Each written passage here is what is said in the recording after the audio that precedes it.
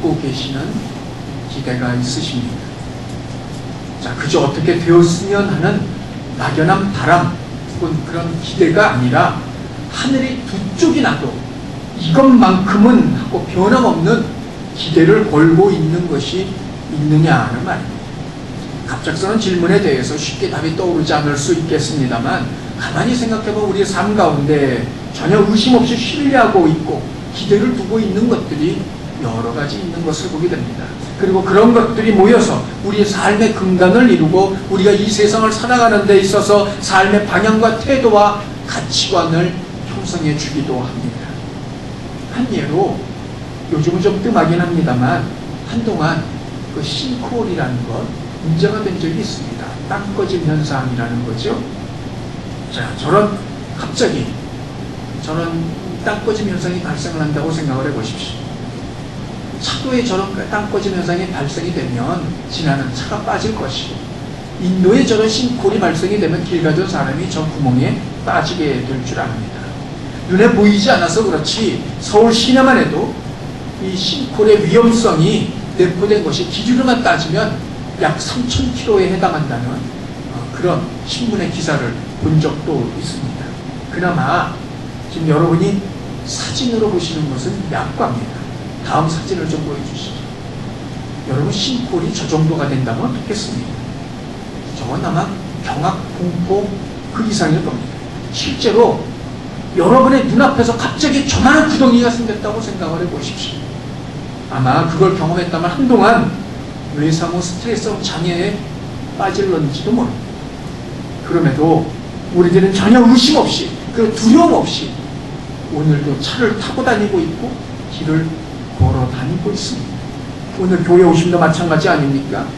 지금 내가 차를 타고 지나는 도로에 대해서 또 내가 걷고 있는 그 길에 대해서 전혀 의심하지 않는 절대로 꺼지지 않는 확고한 믿음과 기대가 있기 때문에 차를 타고 걷는 건 아니냐는 말입니다.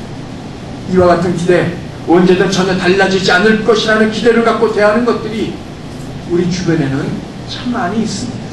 그것은 사람일 수도 있고 사물일 수도 있고 자연일 수도 있고 또 그 모든 것들을 총망라한 것일 수도 있습니다. 여기서 잠시 멈추고 한번 생각을 해봅니다.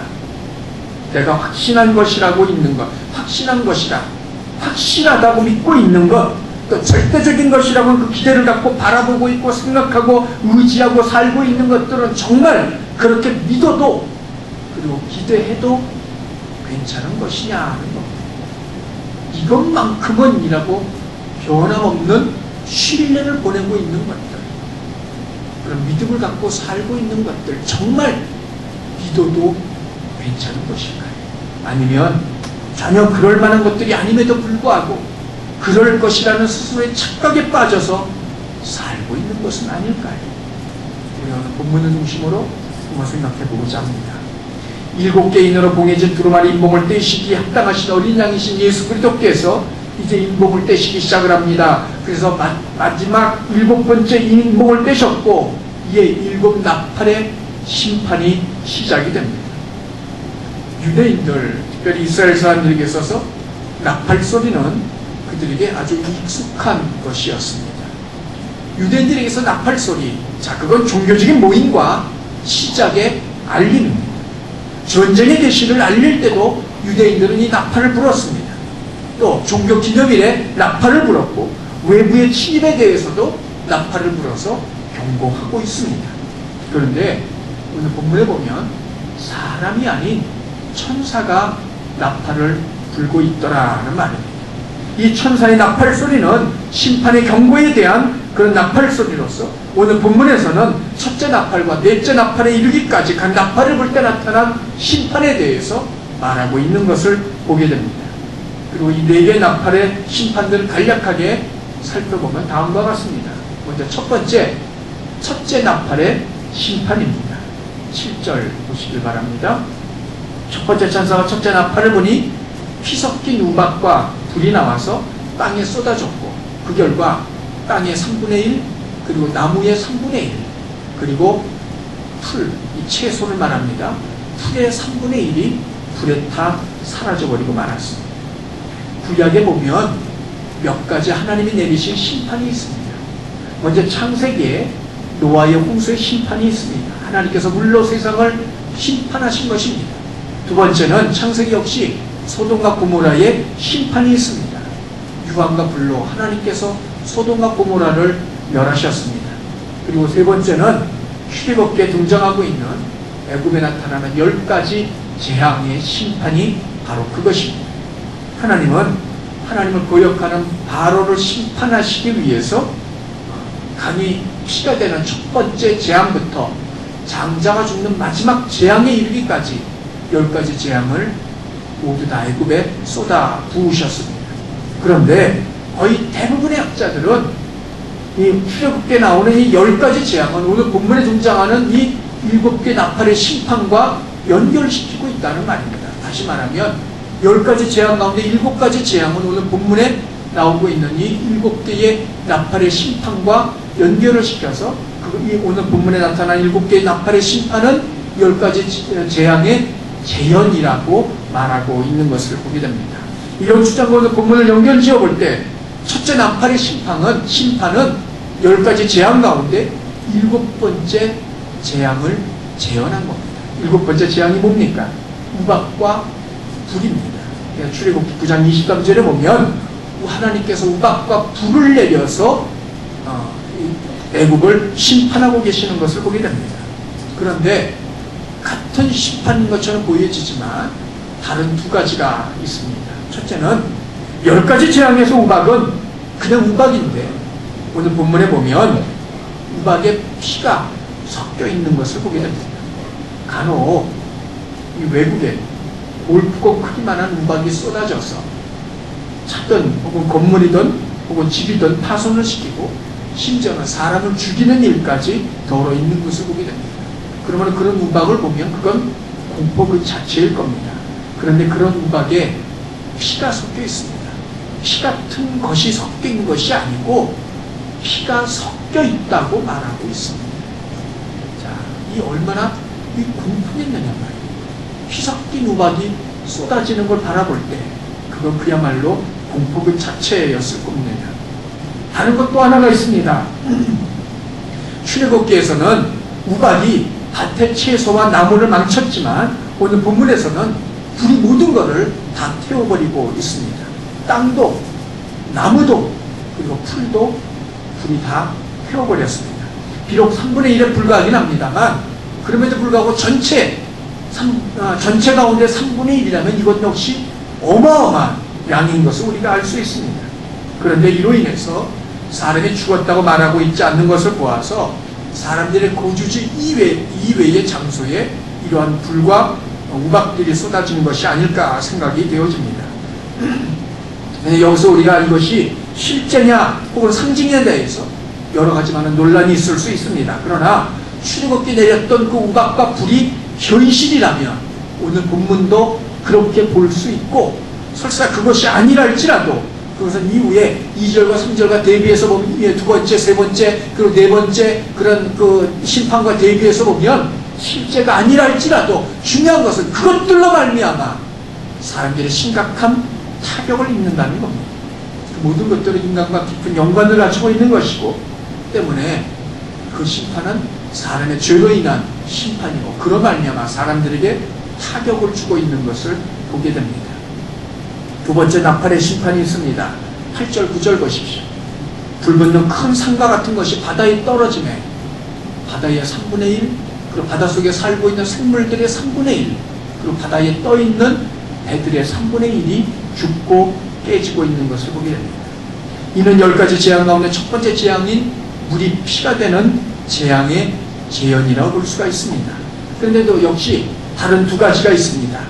자, 그건 첫 번째는 10가지 재앙 가운데 이 물이 피가 되는 이 재앙은 모세가 지팡이를 들고 애굽의 그 나일강을 칠 때 시작이 되었지만 오늘 본문에 보면 이 불붙은 산 같은 것이 바다에 던져짐에 이 재앙이 시작이 되고 있는 것을 보게 됩니다. 불붙은 산과 같은 것. 자, 이게 구체적으로 무엇을 말하는지는 알 수 없습니다. 학자들에 따라서 이것이 해성이라고 말하는 분도 있고 혹은 어떤 ICBM 다시 말하면 그 대륙간 탄도미사일에 의한 어떤 그런 폭탄이라고 보는 분들도 계시고요. 자, 이것이 어떤 것인지는 알 수 없습니다. 중요한 건 이겁니다.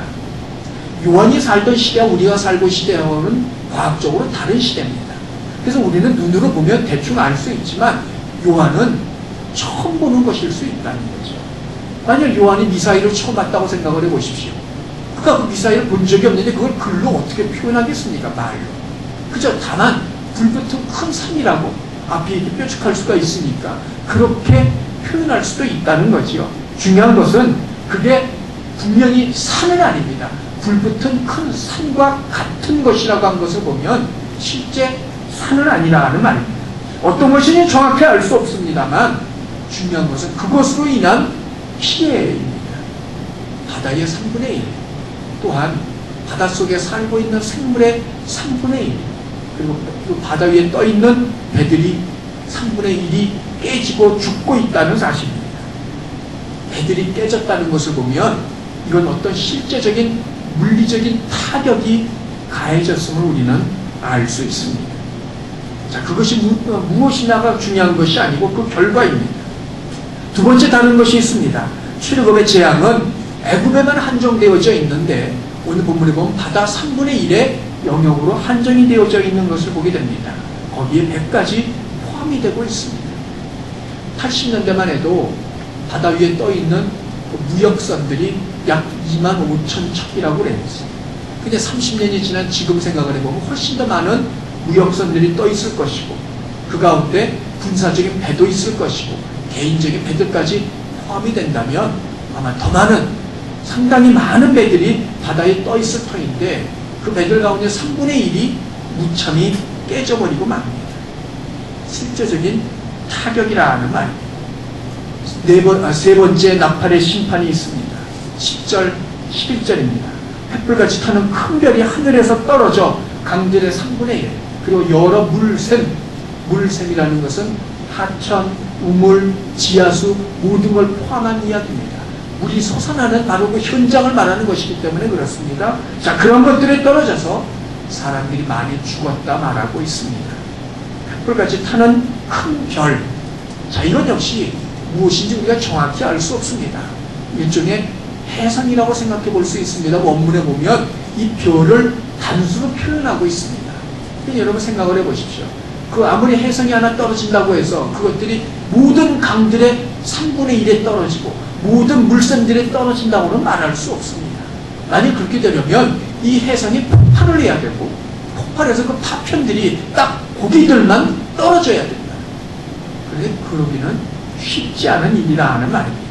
더욱이 그냥 이건 별이 아니고 이름이 쓴쑥이라고 말하고 있습니다.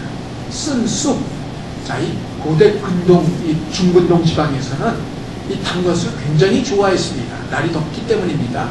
그런데 그들의 입맛 가운데 쓰다, 쓴 것이라고 표현이 되어지는 음식물들이 있다면, 혹은 그런 맛을 내는 것이 있다면 대부분의 그 지역 사람들은 그것을 일단 독이라고 생각을 했다는 말입니다. 자, 그러므로 여기서 말하고 있는 쓴쑥, 이게 일종의 사람을 죽이는 어떤 독과 같은, 실제적으로 청산가리 같은 독은 아니라 할지라도 어쨌든 사람을 해하는 어떤 물질임은 분명하다는 겁니다. 그것들이 물에 떨어졌다는 겁니다. 이에 대해서 재미있는 해석이 하나 있습니다.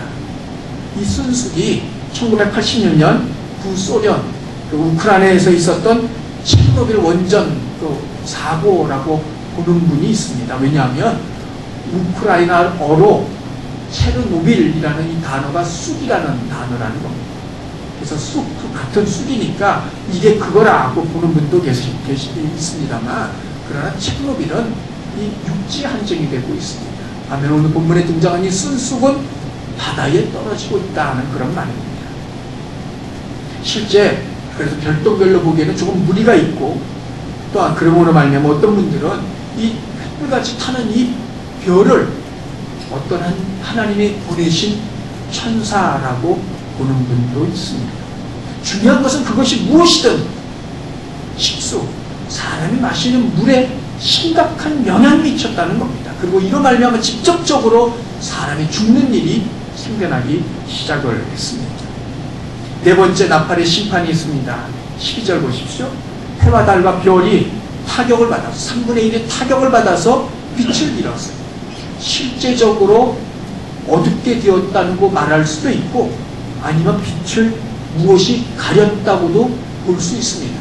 그러나 해달별이 타격을 입었다라고 말하고 있습니다. 이것은 10가지 재앙 가운데 9번째 재앙을 반영한 것으로서 출애굽기 10장 21절 22절 보면 흑암이라고 말하고 있는데, 그러나 역시 다른 것 2가지가 있습니다.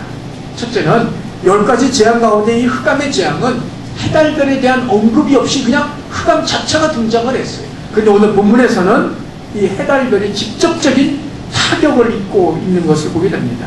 그리고 빛이 그 흑암이 완전히, 이 10가지 재앙은 흑암이 완전히 임했지만 3일 동안 오늘 본문에는 시간적 제한이 없는 것을 말하고 있는 것을 보게 됩니다. 자, 3분의 1이 타격을 받았다. 원문의 의미로 보면 치다 때리다의 수동형입니다. 직접 타격을 받은 겁니다. 그 결과 낮도 3분의 1이 빛이 없었다 그래요. 아예 빛이 없었다는 말입니다. 깜깜했다는 이야기죠.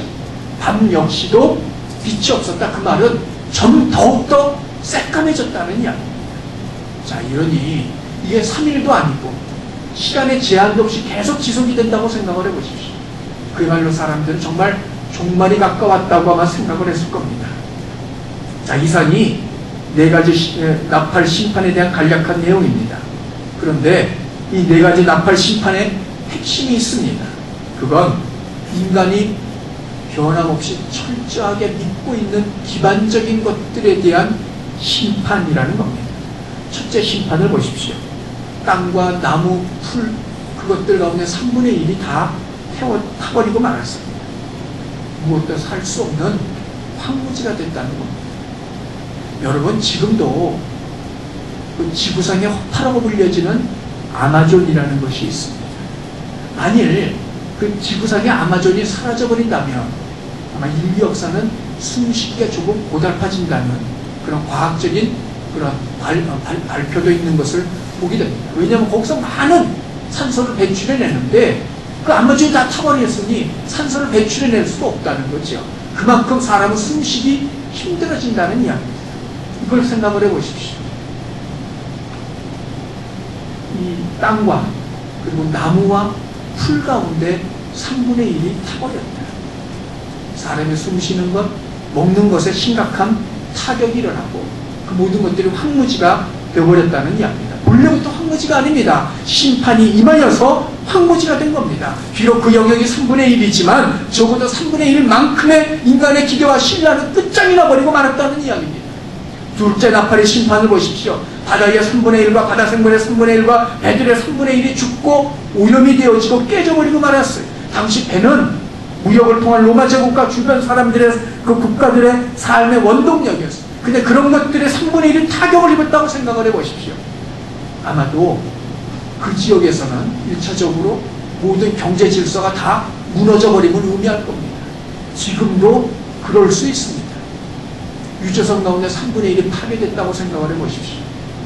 아마 이 한국만 해도 돌아가고 있는 이 하루의 모든 삶들이 어떤 의미에서 멈춰버릴런지도 모릅니다. 그런 타격이 입혀지고 있다는 말입니다. 생존에 심각한 문제가 발생을 했다는 말입니다. 셋째 나팔의 심판은 어떠합니까? 식수 가운데 3분의 1이 오염이 되고 있어요. 사람을 비롯한 모든 생물들에게 물은 필수입니다. 그런데 그 물이 오염이 되고, 물론 3분의 1이라고 하고 있지만 그러므로 말미암아 나머지 3분의 1에 대해서 여전히 물을 얻을 수 있을는지 모르지만 적어도 3분의 1만큼은 식수 때문에 사람들이 죽고 있음을 우리가 바라볼 필요가 있다는 말입니다. 넷째 나팔의 심판도 마찬가지입니다. 자연의 빛 자체에 3분의 1의 문제가 생겼습니다. 유럽 같은 곳에는 그렇지 않아도 일조량이 부족한데 그나마 3분의 2로 줄었다고 생각을 해보십시오. 어떻게 되었겠습니까? 아마도 우울증은 더 증가할 겁니다. 비타민 D의 생성이 되어지지 않음으로 말미암아 사람들은 여러 가지 질병에 시달리게 될 겁니다. 문제들이 발생을 할 줄 압니다. 그나마 남은 식물들 역시 타격을 입을 것이고, 그런 말미암아 낮밤의 길이가 달라지고 그를 통하여 사람의 생체 리듬과 삶의 스케줄이 다 달라질 수밖에 없습니다. 정상적인 삶이 아니라는 말입니다. 이 모두를 요약해 보십시오. 땅과 식물과 풀과 바다와 그리고 식수와 천체, 해달별에 문제가 생깁니다. 사람들 삶에 지대한 영향을 미치는 것들입니다. 사람들이 절대적으로 신뢰하며 확신하며 기대하며 의심치 않고 있는 것들입니다. 사람이 발딛고 있는 내가 살고 있는 이 땅이 황무지가 될 것을 누가 생각을 했겠습니까? 누가 식물과 풀이 사라질 것을 예상을 했겠습니까? 누가 바다나 식수에 문제가 생기고 누가 하늘 천체에 이상이 있을 것을 예상을 했겠느냐 말입니다. 흔히 하는 말 가운데 태양이 녹으냐 아니면 모래 아래 싹트냐라는 말이 있습니다. 시간이 지남에도 달라질 것이 없다는 이야기입니다. 그만큼 철석같이 믿고 있습니다. 그런데 그렇게 믿고 있던 것들이 전혀 달라지지도 변하지도 않고, 그래서 늘 우리 주변에 가까이 있으면서 도움을 줄 것이라고 생각했던 그것들 자체가 문제가 발생이 되고 있다는 겁니다. 죄를 범한 건 사람인데 하나님께서 사람을 심판하지 않으시고 엄한 땅이나 바다나 식물이나 천체를 타격하시는 이유가 무엇일까요? 여러분, 이건 출애굽 10가지 재앙과 맥을 같이 하는 것을 보게 됩니다. 애굽의 10가지 재앙은 자연에 대한 것들이지만 자연 그 자체만은 아니었습니다. 애굽 사람들은 자연은 자신들의 사람들의 삶을 돌봐주고 먹을 걸 공급해주고 생명을 유지시켜주는 것으로 이해하였고, 그래서 그 각 자연들마다 신들이 있고, 그래서 그 신들을 잘 섬겨야만 자신들의 삶이 유지될 것이라고 믿고 있었다는 거죠. 그런데 하나님께서 그들이 그렇게 철석같이 믿고 있던 자연을 뒤흔들어 놓으신 겁니다. 그리고 그것들을 하나님 마음대로 부리고 계십니다. 자, 이건 뭘 의미하겠습니까? 결국 하나입니다. 하나님 애굽에 내리신 재앙은 애굽의 신들을 하나님께서 마음대로 다루심으로 말미암아 진정한 신은 그것들이 아니고 하나님의 신 것을 보이신 것이고, 나아가 정말 사람이 세상을 살며 기대할 때 기대하고 의지할 대상이 무엇인지를 분명하게 밝혀놓으신 겁니다. 성도든 아니든 땅에 소망을 두고 살고 있는 사람들을 지칭하는 단어가 오늘 본문 13절에 등장을 합니다. 그건 땅에 사는 자들이란 뜻입니다. 여러분, 세상에 사람이 땅에 발을 붙이고 살지 않는 사람은 아무도 없겠습니다만은, 그럼에도 불구하고 오늘 본문에 땅에 사는 사람들이라는 것은 땅을 통칭하는 것이고, 자, 이것은 땅을 의지하고 살고 있다는 것을 말하고 있는 것입니다. 땅, 세상의 것입니다. 땅에 산다, 땅을 믿고 땅을 의지하고 땅에 소망을 두고 사는 것입니다. 땅이 그들의 보호자이고 땅이 그들의 공급자이고 산소를 공급해주는 생명선입니다. 그런데 그 모든 것들이 다 흔들려 버렸습니다. 달을 딛고 살고 있던 땅이 불타 없어졌습니다. 먹을 거 공급해주던 땅도 나무도 채소도 바다도 사라졌습니다. 마실 걸 주던 강물도 샘의 근원도 믿을 수 없게 되었습니다. 영원할 것 같았던 해, 달, 별도 달라졌습니다. 이제는 무엇을 믿고 어떻게 살 것인지에 대한 질문만 남았습니다. 철석같이 믿었던 모든 것이 다 흔들립니다. 땅을 믿었더니, 그리고 땅에다가 묻었더니 땅값이 흔들립니다. 집을 믿었더니 집값이 흔들립니다. 믿었던 은행은 도산을 하고 주가는 폭락을 칩니다.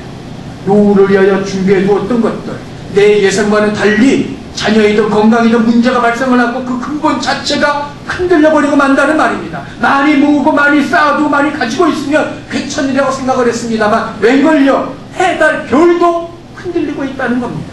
건강을 유지하면 괜찮을 것 같은데 사고를 만납니다. 사고를 피하니 질병이 찾아옵니다. 그것이 사람의 인생입니다. 요즘 한참 온 국민의 마음을 흔들고 있는 메르스나 가뭄을 보십시오. 중동 지방에서나 유행하고 있던 메르스가 한국에서 창궐할 줄 누가 예상이나 했겠습니까? 마시고 먹던 물로 인해서 걱정할 때가 올 것이라는 것을 누가 예상을 했겠느냐 말입니다.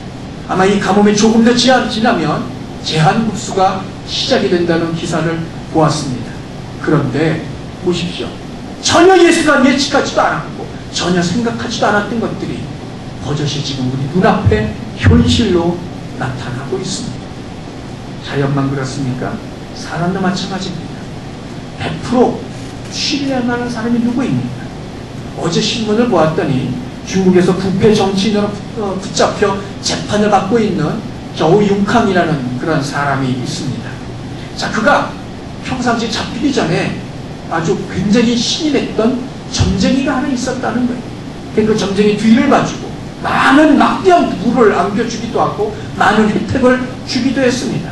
그리고 측근에게 하는 말이 이 사람은 내가 절대적으로 신이 나는 사람이라고 이야기를 했다는 겁니다. 근데 이번 재판에서 그 점쟁이가 나와 저우융캉의 비리를 증언했다는 겁니다. 세상에 누구를 믿을 수 있겠습니까? 무엇을 신뢰하고 무엇을 기대하며 이것만큼이라고 하고 굳게 믿고 있는 것이 있다면 여러분 그것은 무엇입니까? 올 7월 1일 수요일에 미국 인디애나주에서 첫 예배를 드림으로 설립될 교회가 하나 있습니다. 근데 그 교회 이름이 The First Church of Covenants라는 뭔지 아시겠습니까? 캐너비스 뭔지 아시겠어요? 대마초입니다. 우리말로 하면 제1대마초 교회입니다. 59세인 빌 레인이라는 사람에 의해서 이 교회가 세워지고 있는데 지금 보고 계시죠? 대마초 들고 있는 거. 성도들과 함께 대마초를 피우면서 친교를 나누는 것이 그의 목회의 목적이라고 이야기를 합니다.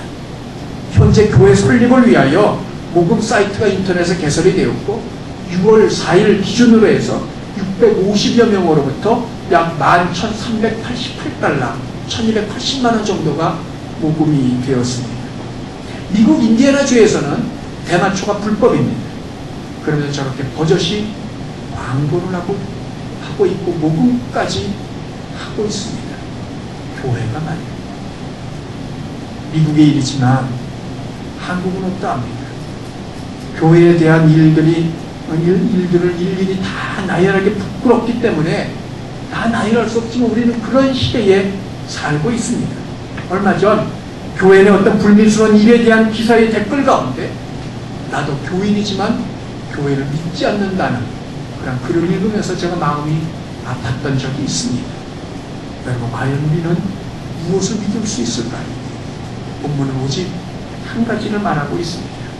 오늘 본문의 4개의 나팔 심판들 가운데 공통적인 것 한 가지 있습니다.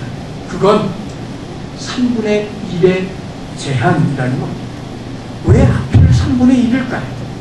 그 이유는 알 수 없지만 이를 통해 우리가 알아야 할 것은 아무리 강력한 심판이라 할지라도 하나님께서 제한하고 계신다는 겁니다. 땅이든 식물이든 바다든 식수든 천체든 사람이 기반으로 삼고 있는 모든 것들이 다 흔들리겠지만 그 흔들림은 3분의 1이라는 겁니다. 하나님께서 그렇게 정하셨기 때문입니다. 그러면 하나님께서 그렇게 정하신 이유가 뭘까요? 유대인들이 몫을 나누는 법이 있습니다. 3분의 1, 3분의 2입니다. 그런데 보통 이 3분의 1은 장자에게 줍니다. 그리고 그 장자가 누구입니까? 우리말로 하면 하나님의 자녀들 바로 그들입니다. 오늘 본문에 보면 3분의 1, 특별히 땅에 살고 있는 사람들에게 그 3분의 1이 퍼부어지고 있습니다. 나머지 3분의 1은 누구에게 남아있다는 이야기겠습니까? 우리가 이 점을 잊지 말아야 됩니다. 하나님은 심판하시지만 그 영역은 3분의 1이고 대상은 땅에 사는 사람들입니다. 나머지 3분의 2는 여전히 남아있습니다. 진노 중에라도 하나님은 자비를 베풀고 계시는 겁니다. 또한 여러분 13절을 보십시오. 우리 다 함께 읽습니다. 시작. 내가 또 보고 들으니 공중에 날아가는 독수리가 큰 소리로 이르되 땅에 사는 자들에게 화가 있으리니 이는 새 천사들이 불어야 할 나팔 소리가 남아있음이로다 하더라. 첫 번째보다 네 번째 나팔의 재앙은 쏟아졌습니다. 그럼 남은 것이 몇 가지입니까? 3가지입니다. 그래서 13절에는 화를 3번 반복하고 있습니다. 남은 3개의 심판이 있다는 이야기입니다. 중요한 것은 굳이 13절이 필요하냐 하는 겁니다. 자, 여러분 보십시오. 어차피 시작된 심판입니다. 내친 길에 7번째까지 심판을 이어갈 수도 있습니다. 그리고 오늘 본문을 보십시오. 첫 번째부터 4번째 심판이 이어진 동안에 어떤 간격도 쉼도 없었어요. 그저 쉼없이 4번째까지 몰아붙이고 있는 걸 보게 됩니다. 그런데 4번째가 쉬고 난 다음에 5번째 나팔이 울려지기 전에 오늘 본문의 13절이 등장을 하고 있는 것을 보게 됩니다. 그 이유가 뭘까요? 하나입니다. 휴직이, 또 휴직이란 무엇입니까? 기회입니다. 기회. 땅에 사는 사람들에게 첫 번째부터 네 번째 심판이 퍼부어졌습니다. 그 결과 사람들은 자신들이 그토록 신뢰하고 믿고 있는 것들이 얼마나 허무한 것이고 얼마나 허망한 것인지를 절실히 깨달았을 것입니다. 그리고는 그 결론이 무엇입니까? 그것이 오늘 본문 13절입니다. 그렇게 허망함을 깨달았으니 그러한 가운데 들려지는 소리가 있습니다. 아직도 남은 화가 세 가지가 있다. 여러분, 공포감을 조성하기 위해서일까요? 아닙니다. 무슨 의도일까요? 하나입니다. 남은 세 개의 나팔의 심판이 포부어지기 전에 하나님께서 내게로 돌아오라는 말씀입니다. 여호와 나를 찾으라는 겁니다. 하나님의 심판으로 무너진 이스라엘을 향하여 하나님께서 하시는 말씀이 아모스 5장 4절에 있습니다. 다 함께 있습니다. 시작. 여호와께서 이스라엘 족속에게 이와 같이 말씀하시기를 너희는 나를 찾으라 그리하면 살리라. 그 2절에 보면 1절부터 3절까지 보면 하나님께서 이스라엘을 심판하시겠다는 장면들이 나옵니다. 그러면서도 4절에 말씀을 하십니다. 그렇지만 너희는 나를 찾으라. 그러면 너희가 살리라. 그러면서 말씀을 다시 하십니다. 5절을 보십시오. 베델을 찾지 말라. 길갈로 들어가지 말고 브엘사바라도 가지 말라. 자, 이건 뭘 말하는 것이겠어요? 베델, 이스라엘의 신앙의 중심지입니다. 길갈, 엘리야가 승천한 곳입니다. 다시 말하면 기념적인 장소라는 말입니다. 성지 순례할 만한 그런 곳입니다. 브엘세바, 아브라함이 머물던 곳으로서 이스라엘 신앙의 발원지입니다.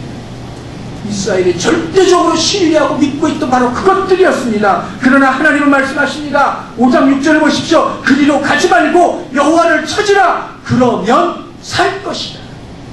이것은 그 시대나 지금이나 마지막 때나 동일합니다.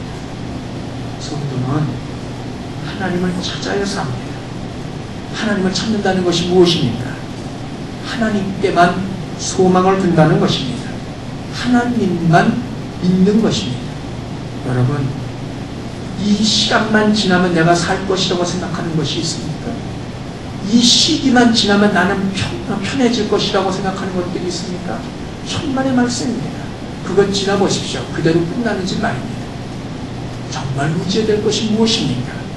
정말 믿고 붙들어야 될 것이 무엇입니까? 하나님을 제외한 모든 것은 믿음의 대상이 아니고 그것들은 필요에 의한 사용의 대상이고 협력과 보호의 대상이고 때로는 하나님의 선물일 수는 있겠지만 신앙과 믿음의 대상은 아니라는 말입니다. 우리가 믿을 이는 오직 여호와 한 분이십니다. 지금 현재의 삶을 위해 다가올 미래를 위하여 사람들은 무엇이든 대비하고 준비할 수 있습니다. 그걸 위하여 실력을 쌓아둘 수도 있고 학벌을 얻으려 애를 쓸 수도 있고 뭔가 자격을 갖추려고 노력할 수도 있습니다. 심지어 마지막 때 종말을 대비하기 위해서 어떤 사람들은 자기 집 앞에 한 1억 원 이상을 들여서 소위 말하면 지진이라도 괜찮을 만한 캡슐을 지금 건설하고 있다는 기사도 제가 본 적이 있습니다. 그렇게 준비해 분들 무슨 의미가 있겠습니까? 땅을 갈라버리면 무슨 의미가 있겠느냐 하는 말입니다. 얼마 전 메르스로 인해서 학교가 휴업하였다는 이야기를 여러분 다 들으셨을 줄 압니다. 제가 수요일도 말씀을 드렸습니다만 이유는 하나입니다. 살기 위해서입니다. 그렇지 않겠어요? 메르스에 감염이 돼도 그저 감기 정도로 끝난다면 결코 휴업까지는 가지 않았을 겁니다. 그런데 죽으니까 휴업을 하고 있는 것 아니냐 하는 말입니다. 그래서 그것 때문에 그 야단을 벌이고 있습니다. 그러니까 여러분 가만히 한번 생각을 해보십시오. 정말 확률적으로 두 가지 경우만 생각을 했을 때 메르스에 걸릴 확률이 몇 프로입니까?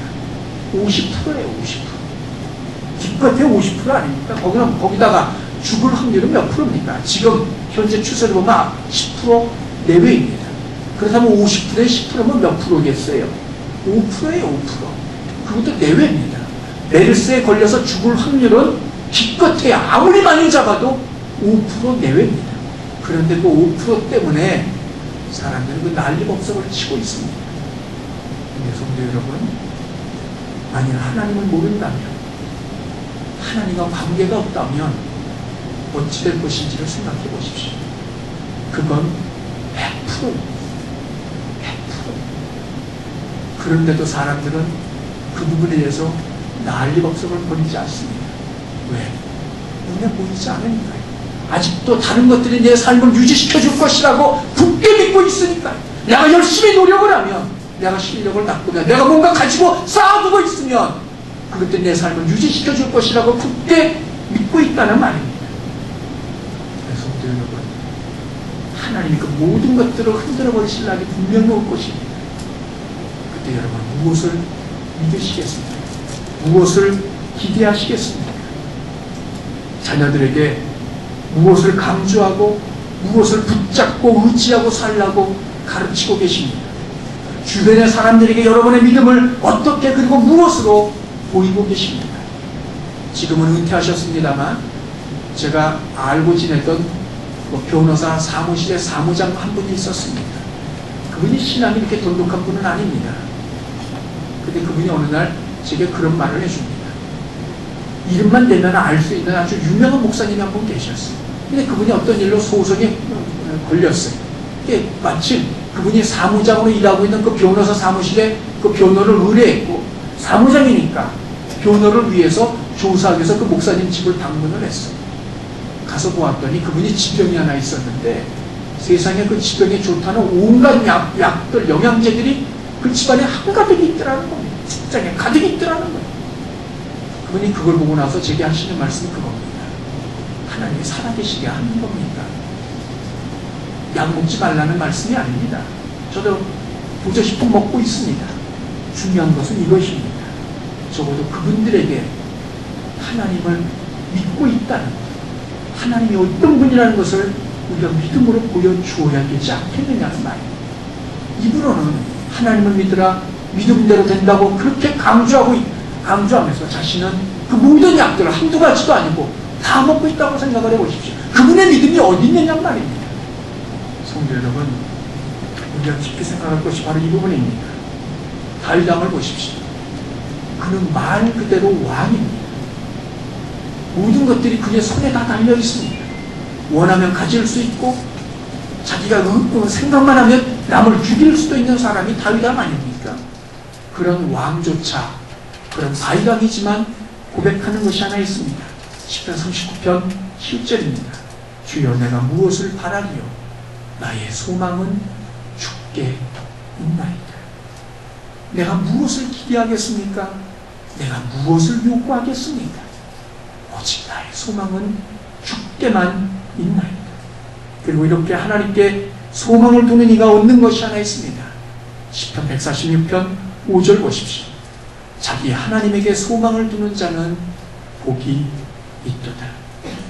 여러분, 이 하나님을 붙들고 살아가십시오. 자녀들에게 실력만 쌓으라고 말하지 말고 하나님만을 의지할 수 있는 믿음을 붙잡으라고 강조하십시오. 그리고 그렇게 가르치시고 여러분 스스로도 그렇게 살아가십시오.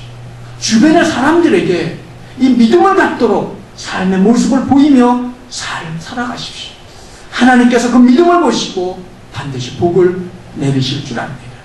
다른 것이 아닌 오직 하나님께만 소망을 두어서 복을 누리며 사시면 저와 여러분, 그리고 저와 여러분의 자녀, 저와 여러분의 가정, 우리 교회가 되기를 주님의 이름으로 축원합니다.